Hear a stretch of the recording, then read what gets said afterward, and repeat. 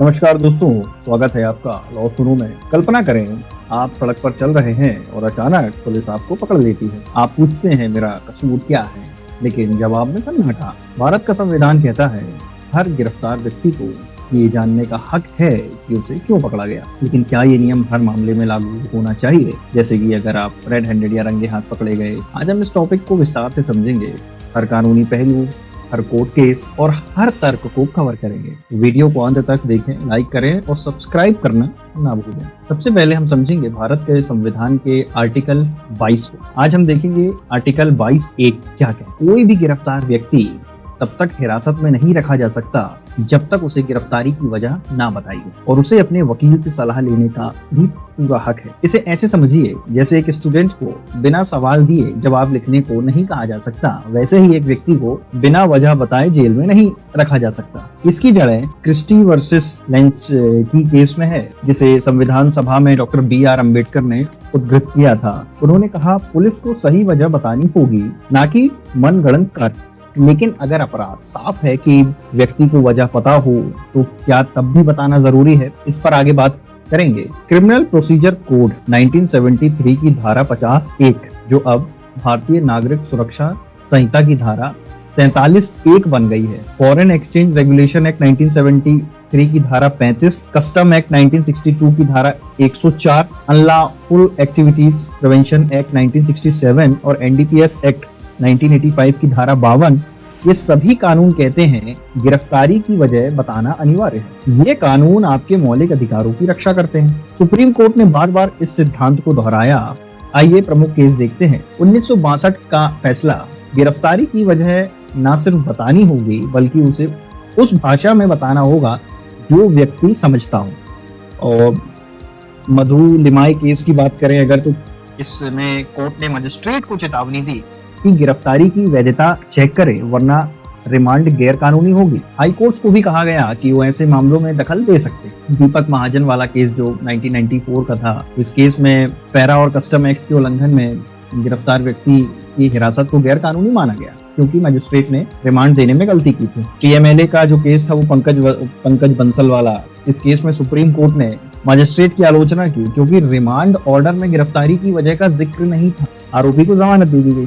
Ramkishore Arora versus विजय मदन लाल चौधरी के फैसले को PMLA के संदर्भ में आलोचना मिली क्योंकि विजय मदन लाल चौधरी में PMLA की धारा 19 की अलग व्याख्या थी। लेकिन ध्यान दें, विजय मदन लाल का रिव्यू पेंडिंग है। प्रवीर पुरुकाष्ठ वाले मामले में कोर्ट ने कहा गिरफ्तारी की वजह और गिरफ्तारी के आधार अलग हैं। वजह सामान्य होती है जैसे जांच के लिए, लेकिन आधार में विशिष्ट तथ्य होने चाहिए जो व्यक्ति को अपनी सफाई का मौका दे। विहान कुमार वाले मैटर को देखते हैं तो इस केस में पुलिस ने कहा कि अरेस्ट मेमो में धाराएं लिखी थी, लेकिन कोर्ट ने कहा अरेस्ट मेमो और गिरफ्तारी के आधार अलग हैं। अरेस्ट मेमो में सिर्फ बेसिक जानकारी होती है, ना कि आधार। कोर्ट ने 6 निष्कर्ष दिए। आर्टिकल 22(1) संविधान के आर्टिकल 22(1) का पालन अनिवार्य है। जो भी आधार होगा गिरफ्तारी का उसको समझने योग्य भाषा में बताना होगा। पुलिस को पालन का सबूत देना होगा। उल्लंघन से गिरफ्तारी और रिमांड गैर कानूनी हो जाते हैं। मजिस्ट्रेट को पालन चेक करना होगा। उल्लंघन होने पर तुरंत रिहाई या जमानत मिलनी चाहिए। 25 मार्च 2025 का आदेश, एक और बेंच ने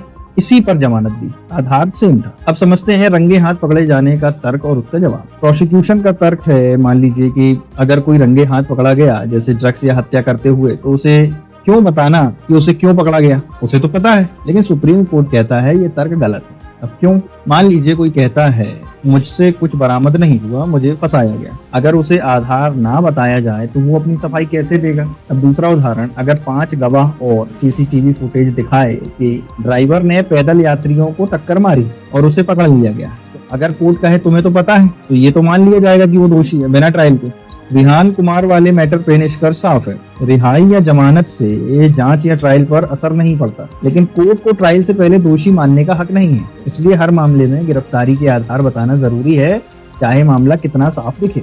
अच्छा, अब गिरफ्तारी के आधार कब बताने चाहिए? तो आर्टिकल 22(1) कहता है जैसे ही पुलिस हिरासत में लेने का इरादा करे गिरफ्तारी के आधार बताने चाहिए। इसका मतलब है गिरफ्तारी से पहले या कम से कम मजिस्ट्रेट के सामने पेश करने से पहले। अब दूसरा हिस्सा कहता है व्यक्ति को अपने वकील से सलाह लेने का हक है।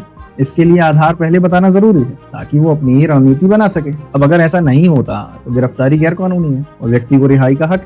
जब कानून की राह में उलझे कदम तुम्हारे तो एडवोकेट राहुल को बुलाओ, बनेंगे हम सहारे। है संविधान की ताकत, हम दिलाएंगे तुम्हें न्याय की जंग में, साथ रहेंगे कदम ब कदम। तो दोस्तों, अगर आपको कभी कानूनी परेशानी हो तो मुझे याद रखें, एडवोकेट राहुल आपका भरोसेमंद कानूनी साथी। दोस्तों, भारत का कानून कहता है कि जब तक दोषी साबित ना हो हर व्यक्ति निर्दोष है। इसलिए चाहे आप रंगे हाथ पकड़े जाएं या नहीं, गिरफ्तारी के आधार जानना आपका संवैधानिक हक है। सुप्रीम कोर्ट ने बार बार कहा, इस हक का उल्लंघन आपकी आजादी पर हमला है। तो अपने अधिकारों को समझें, क्योंकि यही आपकी ताकत है।